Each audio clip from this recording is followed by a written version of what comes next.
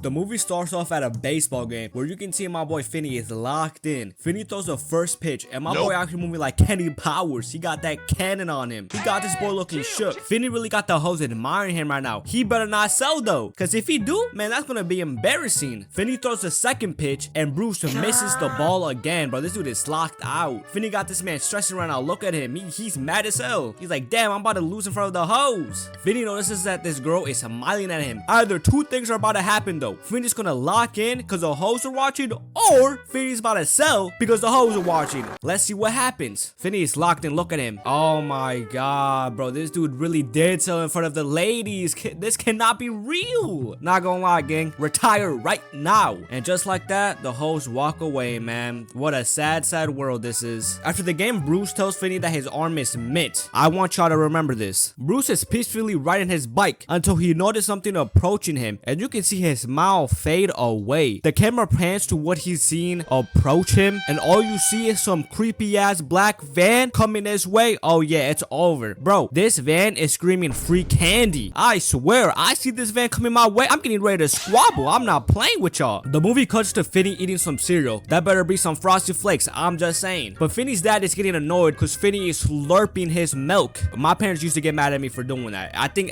that's a normal thing, right? Gwen walks in because she's trying to make herself some toast, but she lets the little door fall and her dad makes his face like, bro, what is your issue? Like, these two bozos can't make any noise here because Mr. Sensitive Ears over here starts going crazy. When Finney and Gwen are walking to school, they hear some ruckus, and that's because this kid named Robin is about to fight Andre the Giant over here. Andre says that he's gonna smash Robin like a nail. Like, whoa buddy, relax. Robin's like, do it.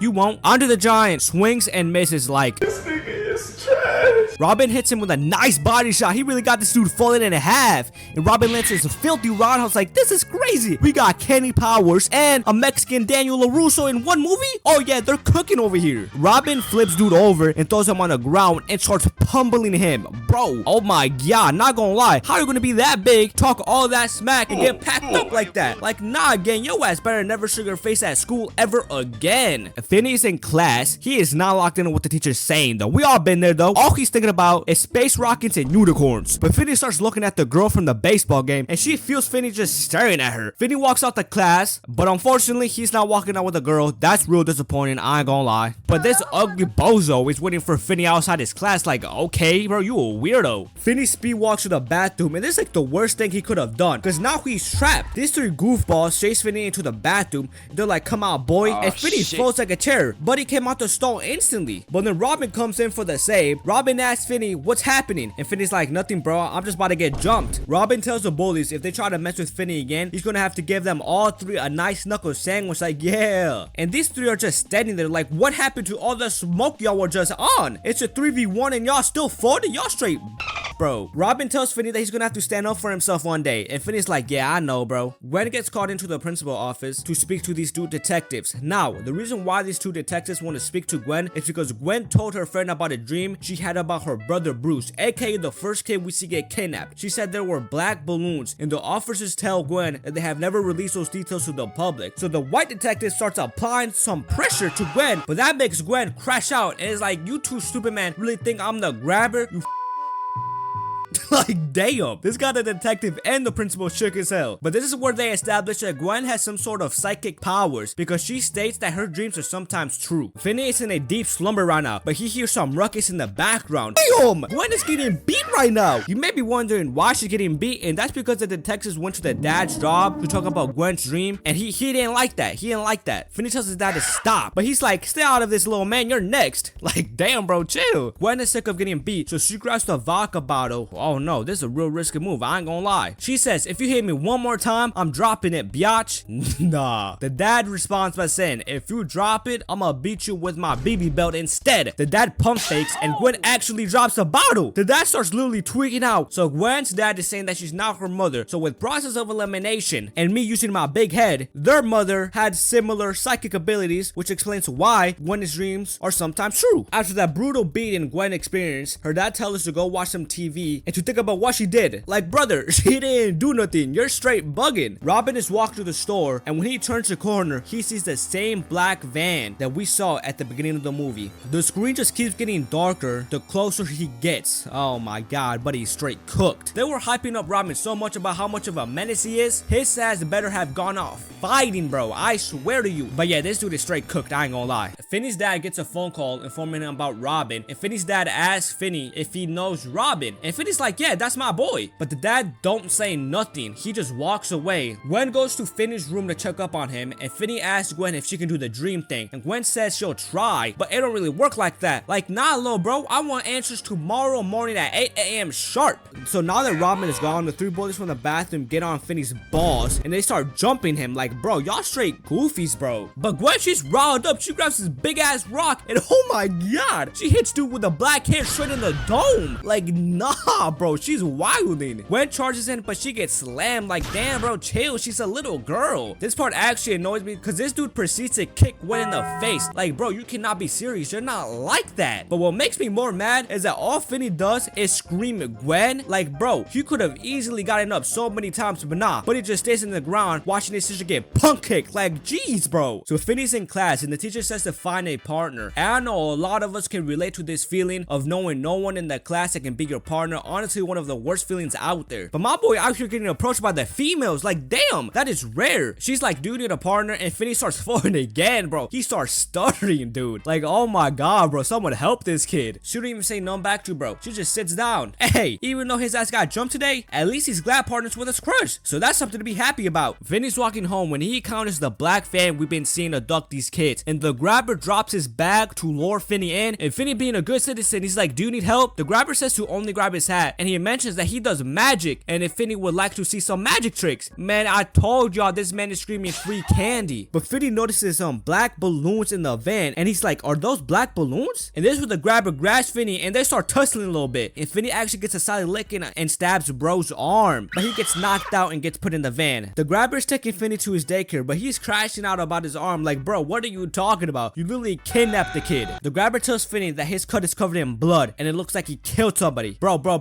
are you brain dead? Like, you're literally a murderer. What are you on about? This dude got no brain cells. The grabber tells Finney that it's nothing to worry about, and he's not gonna hurt him. Yeah, you're bugging, bro. I wouldn't believe anything this man says. If I was in Finney's place, I would just accept the predicament I'm in. I ain't gonna lie. The grabber asked Finney if he likes soda, and I would have been like, hell yeah, get me a nice cold soda for my troubles, boy. If you kidnap me, you might as well feed me some good food. The grabber apparently hears a phone ringing, but I don't hear shit. This man is going crazy. The grabber says that he's gonna go see who's calling, and once he's done, he's gonna come back with Finney's soda and explain everything. Finney gets up to explore the dungeon he's in. While he's exploring, he sees the black phone, and he tries to use it. Obviously, it don't work. Gwen is currently at a sleepover while her brother is suffering in a dingy basement. Gwen's dad tells her that Finney hasn't came home, and she storms out the house, but she's out here moving like Salt Poppy. She's running in one place. She ain't going nowhere. Finney wakes up because he hears a soda ring, so he gets up and checks on the phone, but then the grabber says that it doesn't work and to hang it up or he's gonna spank Finney. Like, look, he already gets spanked enough at home. There's no need for that, Mr. Grabber. The grabber tells Finney that he's gonna take him home soon. Like, bro, stop capping like that. That's not even funny, bro. That would actually make me mad. The grabber tells Finney that everything is messed up and something has came up. And Finney asks if someone said something or if the police is coming. But this is where Finney's desperation starts hitting a little bit, and he tells the grabber if he lets him go, he won't say anything. But the grabber does not budge one bit. He really hit this man with a aww. Like, nah, that's bogus as hell. Finney tells the grabber that he's gonna scream, so whoever is upstairs will hear him. But this is where the grabber slips up, and he says he won't hear you, which isn't a lot of details, but it does confirm that someone is coming. Finney says he's the one that's killed the other kids, and the grabber does not like hearing that. And it's like, nah, little bro, that wasn't me. That was a different psychopath. Like, okay, buddy. Finney tells the grabber if he tries touching him, he's gonna scratch his face. Like, bro, you could have said something a little bit more intimidating. The grabber hits this crazy pose and says, this face? Bro, this guy is so odd. I don't like it. Finney sees a window and tries to reach for it, but his ass is too short. He can't reach it. He sits down and starts to think about his master escape plan, but that's when the phone rings the first time. My boy Finney's hella confused because that phone isn't supposed to work at all. Finney picks up the phone, but no one says anything, so he hangs it up. Finney wakes up, but he starts talking to himself. This got the grabber confused, and yes, he was watching him sleep, by the way. Like, oh, hell nah. Finney's like, I'm hungry. I want some food. Bring me food now, boy. And the grabber tells him that he can't bring him food right now and he's gonna have to wait. Like, bro, what? While Finney is sleeping, the phone starts ringing again, again. Finney asks if there's anyone there, and someone actually does respond this time, but this got my boy shook as hell, and he hangs up the phone. The phone starts ringing again. Finney's done being a little pansy though, and he picks it up, and the person on the other side tells him to stop being a hoe and don't hang up this time. Finney asks who was talking to him right now, and the person says that he doesn't remember his name. Finney asks the person how he knows his name, and the person on the other side says something that we heard in the beginning of the movie, which I told y'all to remember. He said, "You almost had me. Your arm is mint." So this means the person talking right now is Bruce, the baseball player. Bruce tells Finney that the grabber hears the phone too, but he doesn't want to believe it. Bruce tells Finney about a loose tile on the floor where he can dig a hole. That got Finney confused though. Finney's like, "Will I have enough time?" And Buddy just hangs up. Like, bro, what? We can see how Bruce got caught lacking though. And I'm sorry, bro. This dude ran into the door. Like, nah, that's embarrassing. We also see Finney at the door banging and screaming like, "Shh, bro, the grabber gonna find you." But then we see Gwen wake up, so that was a dream, which means Gwen is trying to get hints on how she could find her brother. We see Finney walk to the tile that Bruce told him about, and Bruce was not capping at all. My boy Finney starts digging that hole. We see my boy working, and damn, he actually dug quite a lot. I mean, it is the only thing he can do, so after long days of work, Finney hits the hay. Real well deserved. He put in that work today. While Finney's waiting for the phone to ring again, the grabber comes in, and he actually comes in with food this time. I know his ass is starving. I would have been passed out, I swear. I can go an hour without eating. Finney asks the grabber what he put in the eggs, and the grabber says salt and pepper, then laughs like ha ha ha ha ha. Like, shut your lame ass up. The grabber says eat or don't eat. He already got him down here. Why would he poison him? Which he does have a point, I guess. The grabber leaves, but he leaves the door slightly open. My boy Finney sees that, and he goes to investigate, and when he's about to open the door, the phone rings. Finney picks up the phone, and they tell him not to go upstairs. Finney's like, why? They tell Finney that it's a trap. Finney asks if this is Bruce, and dude's like, nah bro, I don't know who you're talking about. Finney keeps asking dude what he used to do so he can figure out who he's talking to, and he responds by saying he used to sell newspapers, which helps Finney determine who this kid is, and his name is Billy. Billy warns Finney one more time not to go upstairs. Finney asks what he's doing, and Billy tells him that he's just waiting on the other side with a belt. Like, nah bro. He also mentions if Finney goes upstairs, the grabber's gonna beat him until the sun rises, which is crazy work. For some reason, right after they told Finney not to go upstairs, and what would happen if he goes upstairs, this bozo opens the door and starts going up the stairs. But the camera just pans to this weirdo sitting with no shirt on and sitting with perfect posture, just waiting for bro to go upstairs. Like, this dude is so weird, bro. The phone rings, and Billy tells Finney that he hit a cord in the wall separated from the floor. Finney's like, man, what am I supposed to do with that? And the bottle starts violently shaking and starts pointing at the window. Like, damn. We see Gwen having another dream, and this time it's about Billy, and it doesn't even show how he got taken. It just shows the van driving away and the dog sitting there. Like, what? I know it's a golden retriever, it's not no pit bull or nothing, but still. But he just saw his boy get kidnapped, and bro is just sitting there. Oh nah bro, I'd be mad as hell at my dog if my dog saw me get kidnapped and Buddy just stood there and then nothing. But then we see the grabber, and it pans to this unique looking tree, which is what Gwen is going to use to find the grabber's house. Finney finds the cable Billy told him about and pulls it out the wall. Then he tries to loop the end of the cable to the window but fails. But then Finney gets a big brain idea. Finney grabs one of the carpets that's just laying there, and he puts the cable through the carpet and is able to get the end to loop around the window fence. Finney's able to reach the window now, and he's trying to take the fence thing off. I don't know what that's called, I ain't gonna lie, but he's actually able to take it off, but he falls and the thing lands right on his head. Like, damn. The detectives pull up to this guy named Max that's been investigating this case for a minute now. This scene doesn't lead to much until Max sits down to get re-energized, and the camera pans down to the basement. Oh my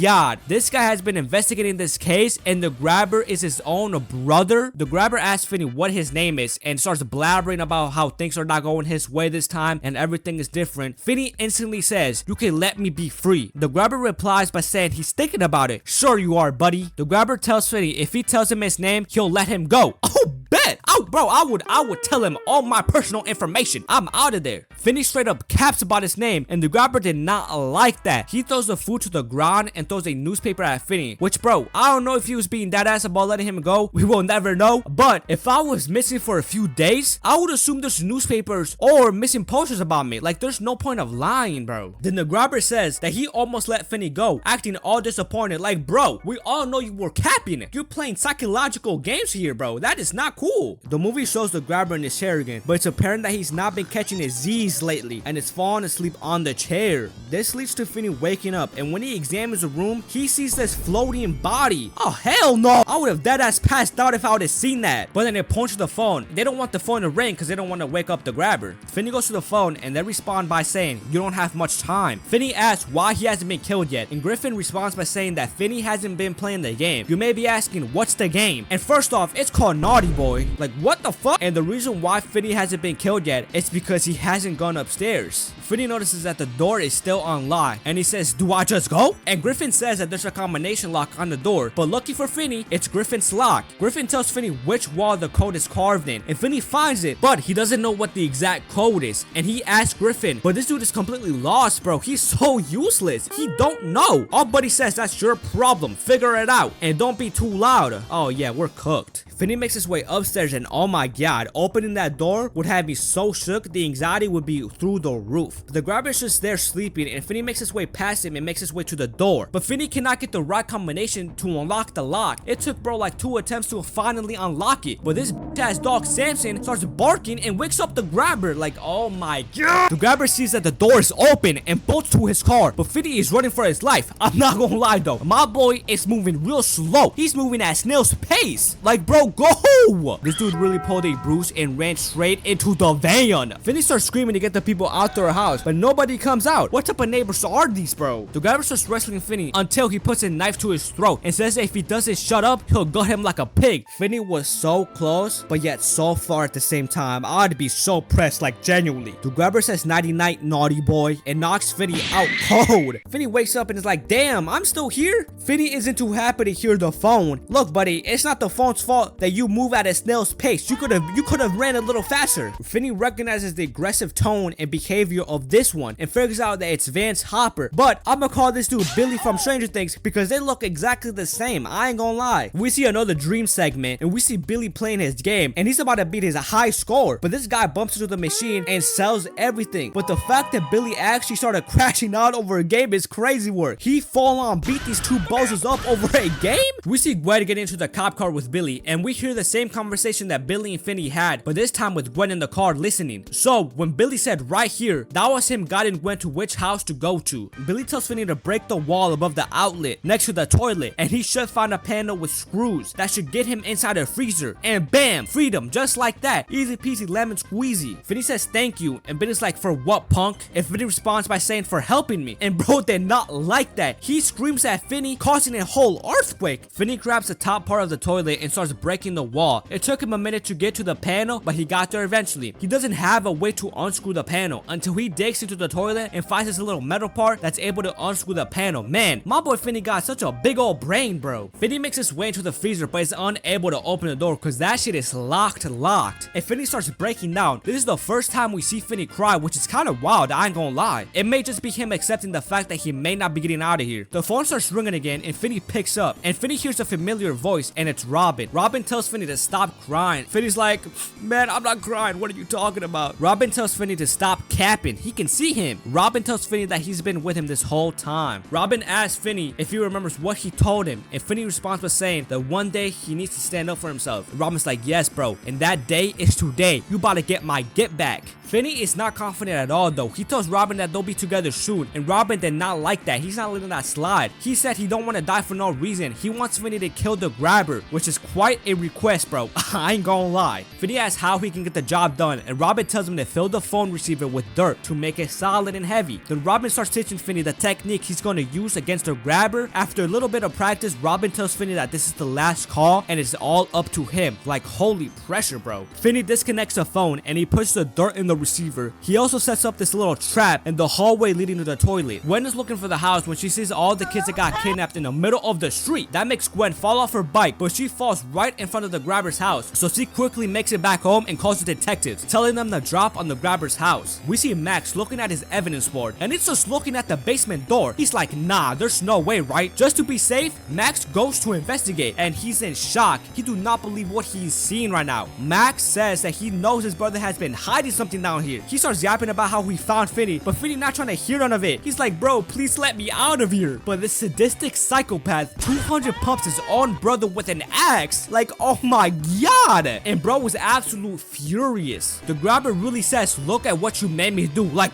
what? What are you talking about? Finney's like, nah, gang, that was all you. You did that. The grabber yells at Finney, what's up with the phone? But little does he know, he about to get whooped with it. The grabber tells Finney that he's special, but not a good type of special. Cause then he proceeds to say that he's gonna take his time with Finney cause he really wants it at her. Like, oh hell no. And then the grabber calls in Samson. Now, we've never seen Samson. I think he'll be a cute little dog. Oh my god, that is a big ass Cane Corso. That dog nearly looks like a Black Panther, bro. My heart is dropping straight to my cheeks if I see that dog come downstairs. The detectives make their way to Gwen and start breaking into the house. The grabber grabs the axe and is approaching Finney, but my boy Finney is locked in. The grabber swings but misses. Finney runs to the toilet to lure the grabber in, and this boulder really does fall for it and falls in the hole and snaps his ankle in half. Like, ooh. This is where Finney grabs the phone and the grabber is trying to grab Finney, but Finney came here prepared. He jumps back and hits bro straight in the jaw. The grabber goes for it again, but Finney is too locked in. He jumps back and pieces bro up again. This got the grabber hyped though. Look at his face. This man is bugging. He's getting pieced up and he likes it. The grabber throws another punch and misses. Finney lands a